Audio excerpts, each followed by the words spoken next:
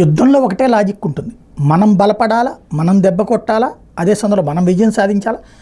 మన మీదన దాడి చేసే దళాలు లేదా మన ప్రత్యర్థులు ఎవరైతే ఉంటారో వాళ్ళ బలాల్ని బలహీనపరచాలి, వాళ్ళకు ఉన్నటువంటి ఐక్యతను విచ్ఛిన్నం చేయాలి. ఇదే ఎప్పుడైనా సరే యుద్ధతంత్రం.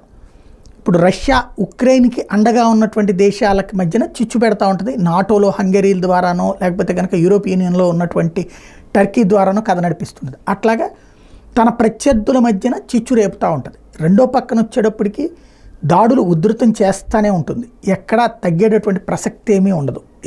పేరుకి ఒక రకంగా చెప్తున్నది, రెండవది ఇంకో రకంగా చేస్తుంటుంది.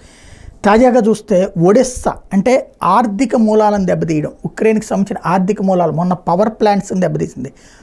ప్రొడక్షన్ని నిలిపే అంటే అక్కడ పరిశ్రమలు పనిచేయనీయకుండా చేయడం, తద్వారా ఆయుధాలు తయారు కానీయకుండా చేయడం, అట్లాగే ప్రజల్ని ఇబ్బందుల్లోకి నెట్టడం. ఇప్పుడు తాజాగా ఒడెస్సా అంటే వాళ్ళ నౌకాశ్రయ ప్రాంతం, ఇతర ప్రాంతాల నుంచి వచ్చే నౌకలు కానీ ఇక్కడి నుంచి సరుకు సప్లై అయ్యేది కానీ అక్కడి నుంచినే.